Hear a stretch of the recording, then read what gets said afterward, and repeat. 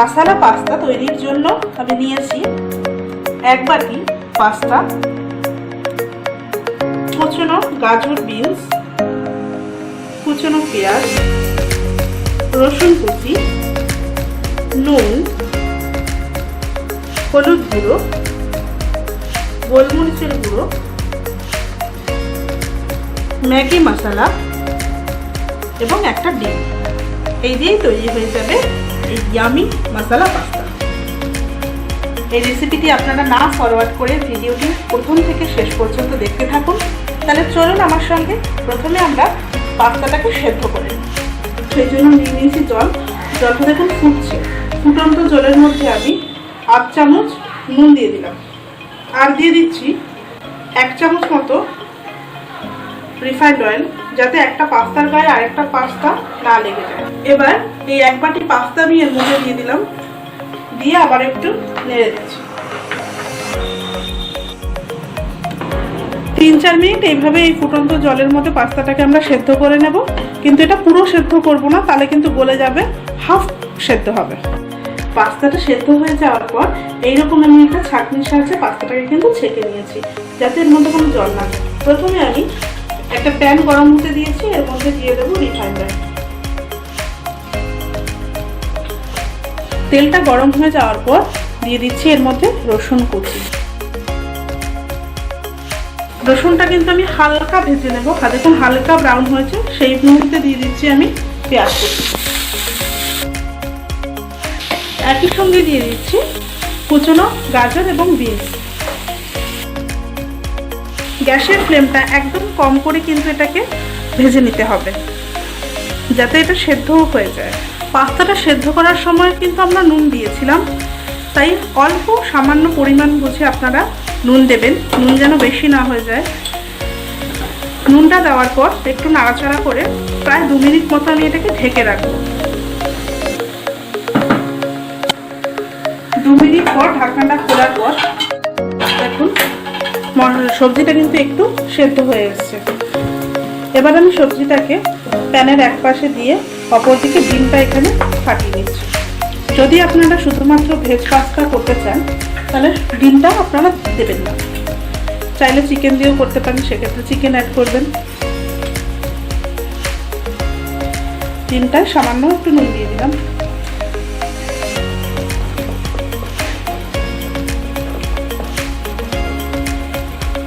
ডিমটাকে এইভাবে ফাটিয়ে নিচ্ছি।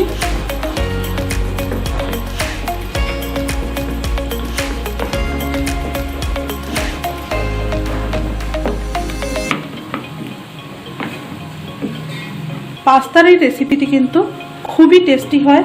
আমি যেভাবে করলাম, আপনারা হয়তো অনেকভাবেই পাস্তা খেয়েছেন, কিন্তু এইভাবে রসুনের ফ্লেভার যাতে পাস্তাটার মধ্যে থাকে, রসুন ফার্স্টে দিয়ে কিন্তু পাস্তা আপনারা কখনো হয়তো বা খাননি। এটা খেয়ে দেখবেন, অবশ্যই ভীষণ ভীষণ ভালো লাগবে আপনাদের। ছোট বাচ্চাদের স্কুলের টিফিনে কিংবা বাড়িতে ব্রেকফাস্টেও আপনারা এটা দিতে পারেন। এর মধ্যে অনেকটা পরিমাণে দেখুন ভেজিটেবলস দিয়েছি, আমি একটা ডিম দিয়েছি। এটা কিন্তু খুবই একটা হেলদি ফুড, এবং পুরো রান্নাটাই আমি খুব লো ফ্লেমে করছি, যাতে খাদ্যগুণটা বজায় থাকে। পাস্তা কিন্তু বাচ্চাদের কাছে খুবই লোভনীয়, ম্যাগির মতোই তারা পাস্তা খেতেও খুব ভালোবাসে। এবার আমি ডিমের সঙ্গে আবারও সবজিটাকে পুরো মিশিয়ে নিচ্ছি। এর মধ্যে দিয়ে দিচ্ছি হলুদ গুঁড়ো খুব অল্প পরিমাণে, গোলমরিচের গুঁড়ো, আপনারা চাইলে এখানে লঙ্কা কুচিও দিতে পারেন। এবার আমি দিয়ে দিলাম সেদ্ধ করা পাস্তা।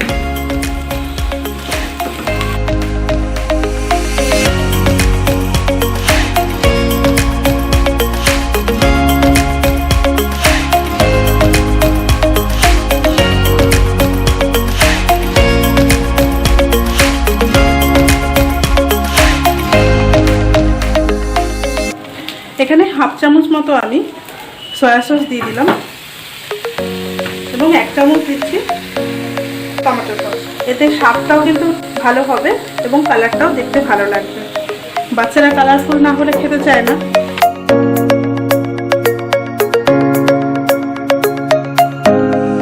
আমি আবারও একবার বলছি, গ্যাসের ফ্লেমটা কিন্তু খুব লোতে রেখেই আপনাকে রান্নাটা করতে হবে, তাতেই কিন্তু খাদ্যগুণটা বজায় থাকবে। শুধুমাত্র আমরা পাস্তা খাওয়ানোটা বাচ্চাদের উদ্দেশ্য নয়।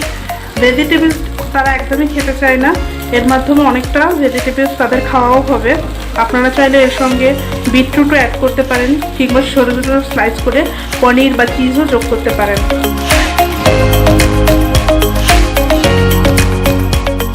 বেশ কিছুক্ষণ নাড়ার পর আমি ম্যাগি মশলা যেটা নিয়েছিলাম সেটাকে অ্যাড করছি, হাফ চামচ মতো। আবারও আমি 3-4 মিনিটের জন্য ঢেকে দিলাম। 3-4 মিনিট পর কিন্তু রেডি হয়ে যাবে আমাদের মশালা চটপটা ম্যাগি পাস্তা। তৈরি হয়ে গেছে আমাদের চটপটা মশালা পাস্তা। এবার আমরা এই পাস্তাটাকে সার্ভ করছি।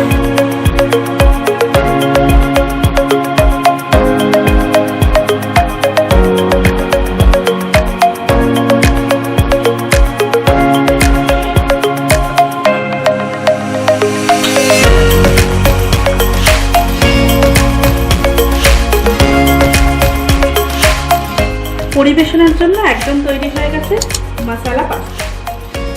বাচ্চারা এবং বড়রা সবাই আপনারা খুব মজা করে খান। বাড়িতে এই রেসিপিটা অবশ্যই ট্রাই করবেন। যদি আজকের বানানো এই রেসিপিটি আপনাদের ভালো লেগে থাকে তাহলে অবশ্যই লাইক এবং কমেন্টের মাধ্যমে আমাকে জানাবেন। আমার চ্যানেলটি যদি এখনও সাবস্ক্রাইব না করে থাকেন, নতুন নতুন রেসিপির ভিডিও পেতে অবশ্যই চ্যানেলটিকে সাবস্ক্রাইব করুন এবং পাশে থাকা বেল আইকনটিকে অবশ্যই ক্লিক করুন, যাতে আমার রেসিপির নোটিফিকেশন সবার আগে আপনার কাছে পৌঁছে যায়। সবাই ভালো থাকবেন, সুস্থ থাকবেন। ধন্যবাদ।